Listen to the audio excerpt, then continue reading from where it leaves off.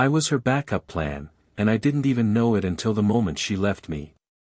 The word stung, but it was the truth. That truth didn't come out all at once, it didn't burst into my life with a grand, dramatic reveal. It arrived quietly, creeping into the cracks of my world when I least expected it. I had been in love with her for years, trusting her, thinking she was my forever, my soulmate. But when she finally walked out the door, it was clear, I had been nothing more than a placeholder in her life. I watched her pack her things, eyes avoiding mine, the faintest tremor in her hands as she folded her clothes into a suitcase. I should have been angry, heartbroken, crying out for her to stay. But all I felt was exhaustion. The kind of exhaustion that comes when you realize you've given everything to someone who never truly cared. Her name was Amelia. She was everything I had ever wanted, stunning, charming, intelligent, everyone who met her thought she was perfect. And I believed that too, for a long time. I let her tell me how to act, how to think, how to be. I bent over backward to make her happy, convinced that her love was something I had to earn, something I could never take for granted. She knew how to play the game, how to make me feel special when it was convenient, how to pull away when I got too close. But the truth? She had never truly loved me. Not in the way I thought. The signs had always been there, those late nights when she was too busy for me, those subtle jabs at my confidence, the way she seemed to always have an excuse to avoid deep conversations. And then there were the hints she dropped about someone else, someone she could always count on. It wasn't until the day she left that I finally realized, I had been her backup plan all along. And that was the moment everything changed. I was done. But not with the relationship. Oh no. I was done with being a fool. The game was over. The real betrayal was about to unfold. And it would be my turn to make her regret everything. Amelia and I had met under the most mundane of circumstances.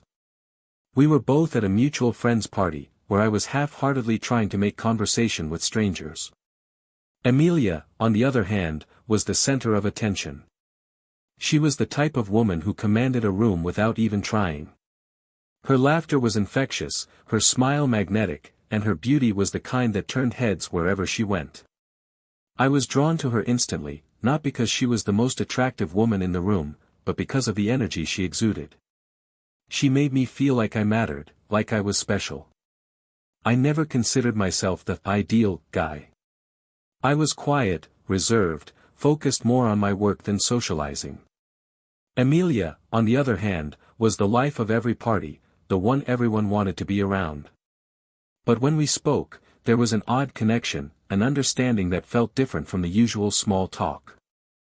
She asked about my life, my passions, my goals, not in the way most people do, as if to pass the time, but with real interest. That's how it began, with me thinking she genuinely cared. In the early days, I was hooked. I felt like I'd found someone who truly saw me for who I was, who admired my intellect and my quiet nature, someone who could balance me. And for a while, I believed it. I would send her thoughtful texts, plan dates where I paid attention to all the little things, where she liked to sit, what she ordered on the menu, the type of music she liked to listen to. I became obsessed with her in a way I hadn't felt before. But even in the beginning, there were little things that didn't sit right with me. Amelia's affection was always conditional. She would pull back when I got too close, like a cat retreating to its corner when it's unsure of its owner's intentions. She would cancel plans last minute with flimsy excuses or leave me on read for hours. But each time, she'd come back, telling me how sorry she was, how much she missed me, and I would forgive her. That was my mistake. I allowed her to treat me like an option, not a priority, and I continued to convince myself that it was just the pressures of her life. She had a demanding job, a social life to maintain, and family obligations. I believed her every word. As time passed, I began to notice her behavior changing. The moments of affection became fewer, the phone calls shorter, and the time we spent together seemed more like an obligation to her than something she truly wanted. Yet, I stayed. I stayed because I loved her. I stayed because I believed that if I just worked harder, gave more, she would love me the way I wanted her to. The more she pulled away, the harder I tried to hold on. But it was always the same, she would let me in just enough to keep me hanging, but never fully commit. What made it worse was how she would always compare me to the other people in her life. Her friends, her exes, the men she casually dated. She would talk about them in passing, saying things like, "Oh, my ex used to do this for me," or, "If only I could find someone as reliable as my friend David." Each comment felt like a jab at my inadequacies, but I brushed it off. She was just talking, right? She didn't mean it. But one comment would haunt me. It was so subtle, so small, but it stuck with me in a way the others didn't. We were having dinner one night at a quiet restaurant, and she casually remarked, "You know, sometimes I wonder if I'm with the right person." It was a passing comment, almost like a joke. But it stung like a slap. I laughed it off, pretending I hadn't heard it, but the truth was that I knew something had changed. The dynamic between us had shifted.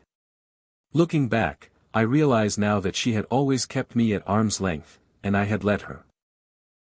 She would talk about her dreams of traveling the world, living a life of freedom, but she never included me in those plans. She'd talk about her desire for a deeper connection, but I never felt it reciprocated. I gave, and she took.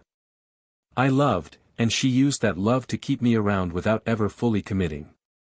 And then, there were the moments when I saw her flirting with other men, right in front of me. It wasn't overt, but it was clear enough to make my stomach churn. She would smile a little too brightly at the bartender, lean in a little too close to her coworkers during group dinners, or linger in conversation with a friend just long enough to make me uncomfortable. I didn't say anything because I didn't want to seem insecure. But inside, I felt something shift.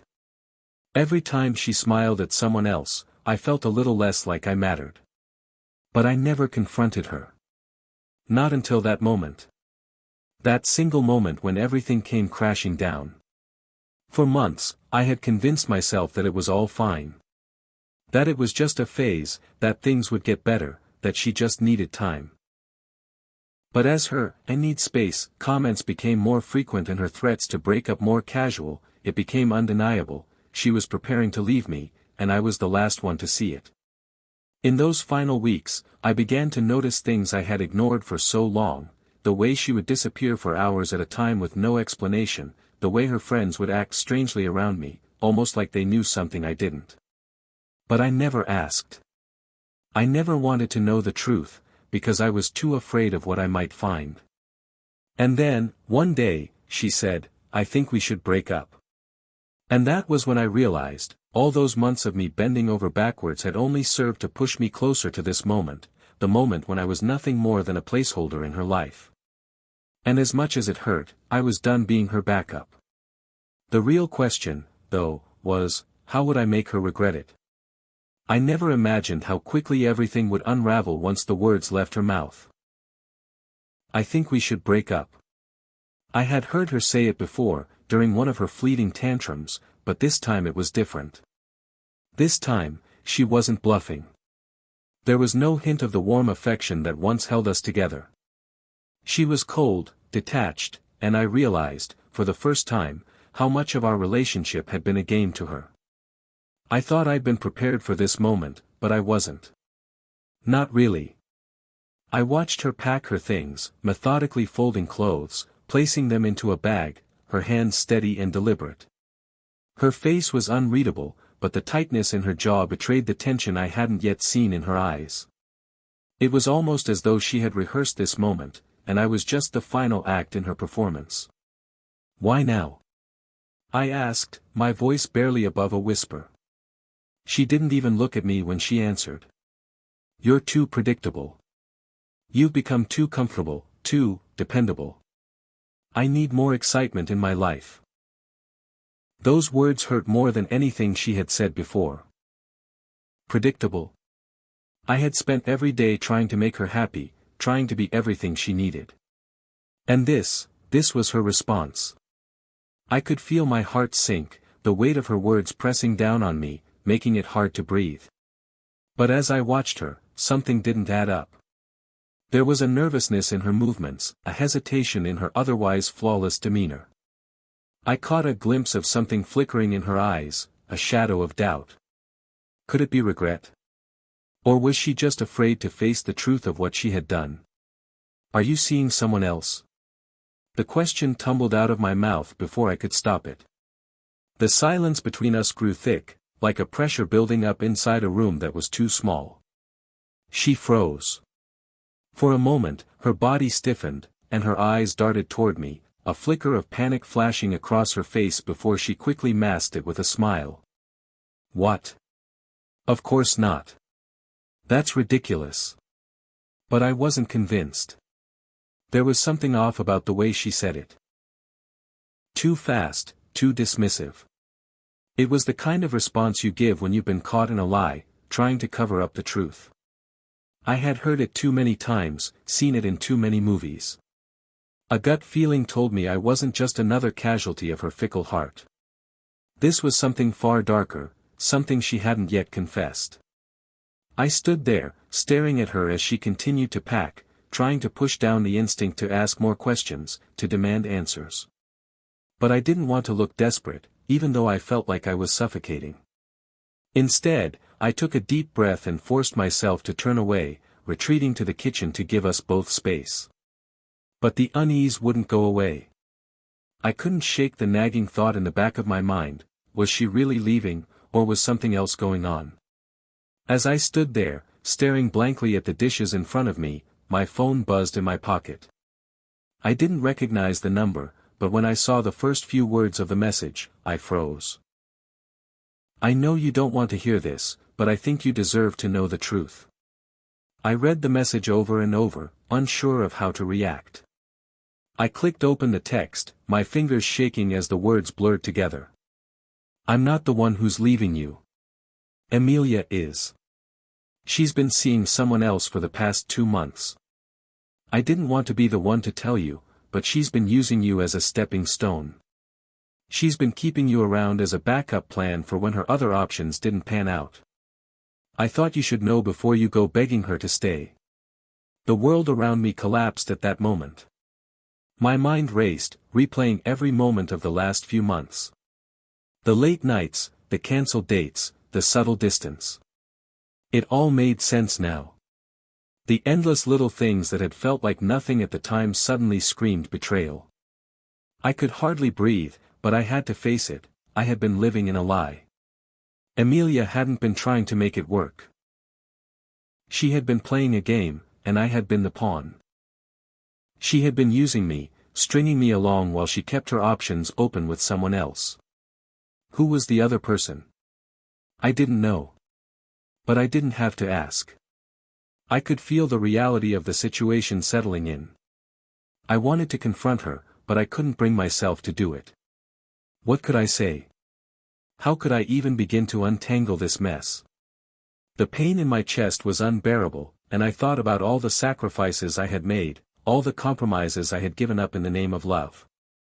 All for someone who never truly cared. I stood frozen in the kitchen, unsure of what to do next. My phone buzzed again, and I almost didn't want to look. But I had to. I'm sorry I had to be the one to tell you this. I just didn't want you to be blindsided. You deserve better. The words hit me like a slap. Who had sent this? I couldn't understand why someone would do this. Why would they reach out to me, someone they barely knew, to expose Emilia's secrets? But there was no doubt in my mind now. The truth was out, and everything I had believed about our relationship had been a lie. I felt like I was suffocating in my own emotions, the weight of this truth pulling me down. But the anger was starting to build. It wasn't just the betrayal that hurt. It was a humiliation. The realization that I had been nothing more than a convenience, a safety net. It was clear now, this wasn't just about Emilia. It was about me, about how I had allowed myself to be used, to be second best, to be the one who always forgave.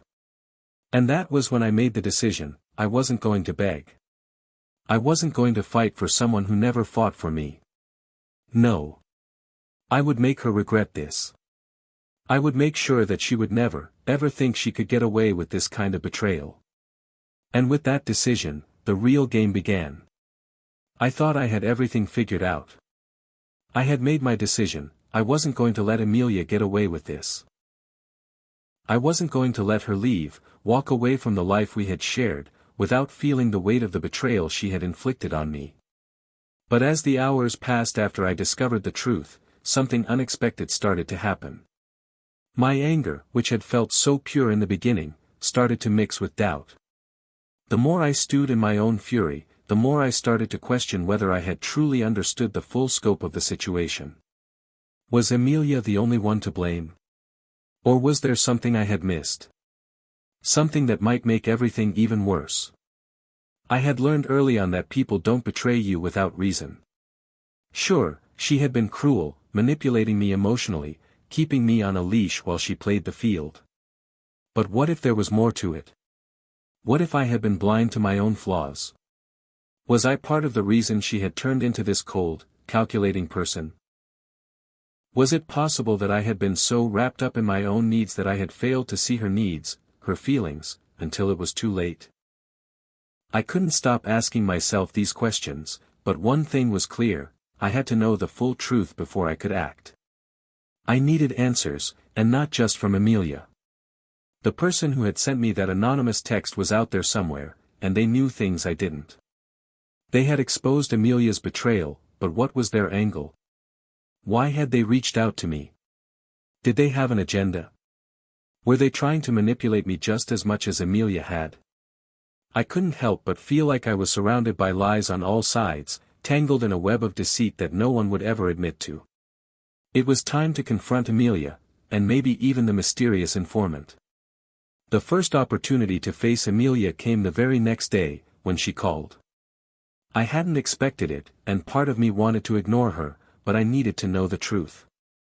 I picked up the phone, not knowing what I was going to say, only that I was done being the passive victim in this twisted drama. Hello. Her voice was hesitant, as if she didn't know what kind of reception she'd get. What do you want?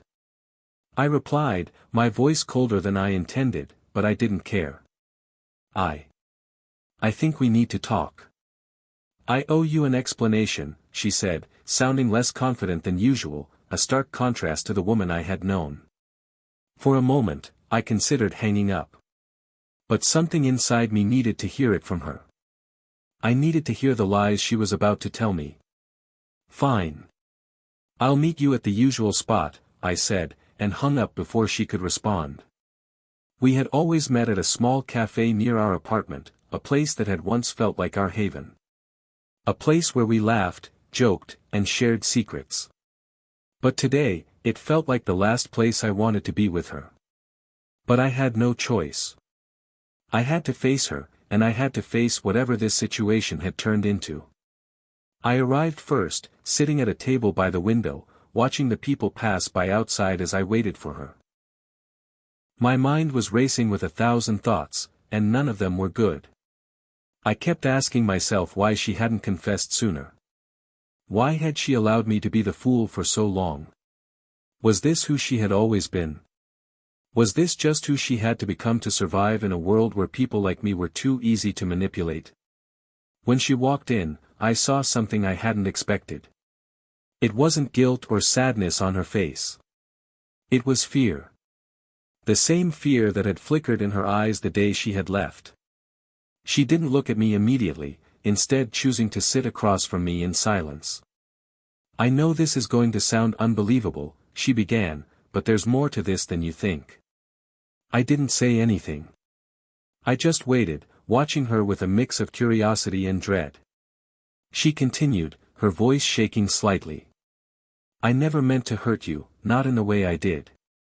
But the truth is, I've been caught up in something much deeper than I ever let on. My heart skipped a beat. Something deeper. What was she talking about? I've been seeing someone else, she confessed.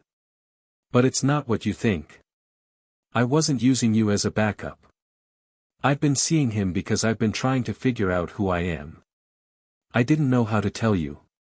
I was afraid. Afraid of losing everything. I felt a sharp pang in my chest.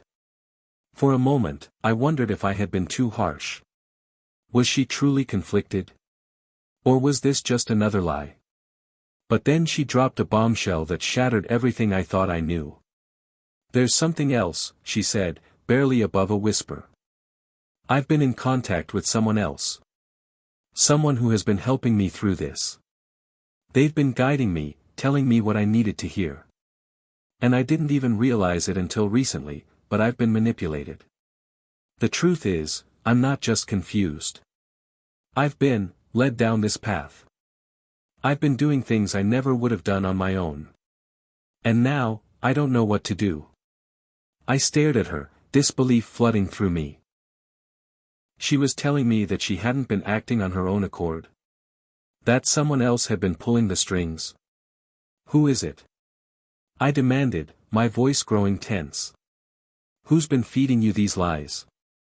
She hesitated, eyes shifting to the side, as if she was afraid to say it out loud. Finally, she spoke the name that would haunt me forever. David. My heart stopped. David. The name sounded so familiar, yet it took a moment for the realization to sink in. David was the man she had always compared me to, the one she claimed was her reliable friend. He had always been there in the background, lurking in the shadows. I had never trusted him, but I had dismissed my doubts as paranoia. Now, those doubts were becoming a brutal reality. What does David have to do with this? I asked, my mind racing. Amelia looked at me, her eyes filled with guilt and confusion. He's been the one telling me to leave you. He's the one who's been feeding me the idea that I deserve better. That I need to choose myself. I don't know why he did it, but I've fallen for his manipulation. And now, I'm lost. I sat there, stunned. My mind was spinning as the pieces fell into place. David hadn't just been an innocent bystander. He had been orchestrating this whole thing, pushing Amelia away from me and into his arms. I had been right all along, I wasn't just her backup. I was the collateral damage in a sick game that I didn't even know I was part of. The betrayal was deeper than I could have ever imagined. Not only had she been using me, but she had been under the influence of someone who had orchestrated everything from the very beginning. The emotional manipulation I had felt had been far more calculated than I could have ever fathomed. I felt a surge of rage rise within me, but I swallowed it down. I had to stay focused. This wasn't just about Amelia anymore. It was about David, and the destruction he had caused. You're telling me, I said slowly, my voice low, that this whole thing has been a setup? That you've been manipulated by him, by David? Amelia nodded, tears beginning to well up in her eyes. I never meant for it to go this far. I'm sorry. I'm so sorry.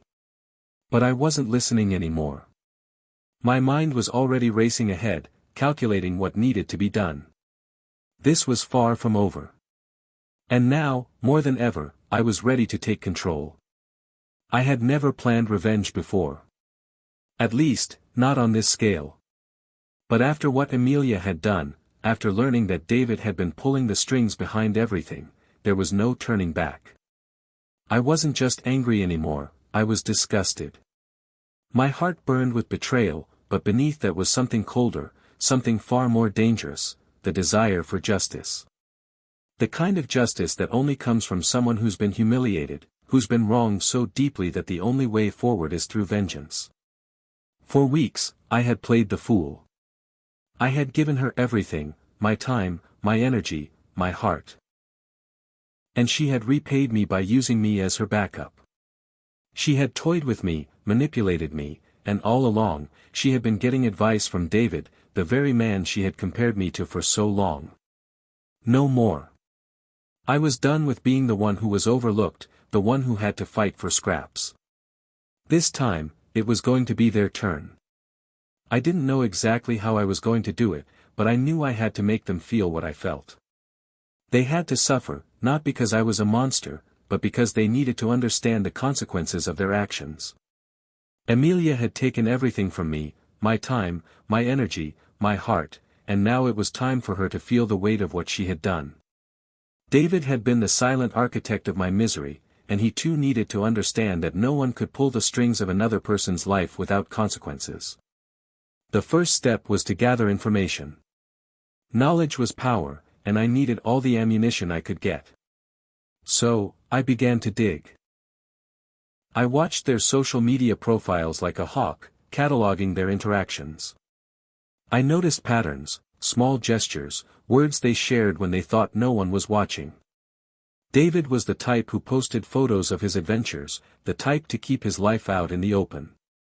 And Emilia? She was more cautious, more private, but not enough. She was always posting small details about her life that, once pieced together, told a story, her story, and now, my story. It wasn't long before I found the crack in the wall. David had been talking to Emilia about his plans for the future. He'd been so open about his intentions, about his ambitions. And that's when it hit me. I had a choice. I could go in guns blazing, confrontation style, but that would be too obvious. Too easy. No. I was going to take a more subtle approach. I was going to turn the tables on them, make them question every decision they had made. Emilia thought she had control. She thought she could leave me behind, move on with David, and I would just fade into the background, a distant memory of someone who once cared. But I knew better.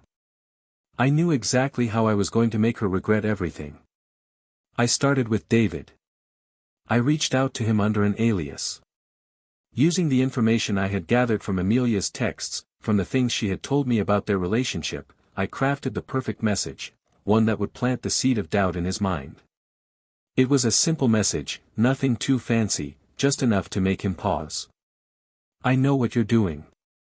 She's not the person you think she is. You think you're the one who has her, but you're nothing more than a pawn. If you want to find out the truth, meet me. I'll tell you everything. I sent the message from a burner account, and I watched as he read it, then hesitated. David wasn't stupid. He knew what I was hinting at, and it didn't take long before he was reaching out, asking for a meeting. That was exactly what I wanted. The day we met, I kept my composure. He was tense, his eyes darting around as though expecting someone to jump out at him. He didn't trust me, but he couldn't resist the allure of information that might expose something about Emilia he hadn't known before. The fact that I was so calm, so controlled, threw him off. I don't know who you are, but I'm listening, he said, his voice low, guarded. I leaned in, speaking softly, careful not to give too much away too quickly. You think you've won. You think she's left him behind and picked you. But there's a lot you don't know about Emilia. She's playing you, David. She's playing you just like she played him. He scoffed, but I could see the flicker of uncertainty in his eyes. What are you talking about? The texts. The lies. She told him she was leaving for you, but the truth is, you were never her first choice. You were just there when she couldn't get what she wanted from him anymore. She's using you to get what she needs. Don't you see that?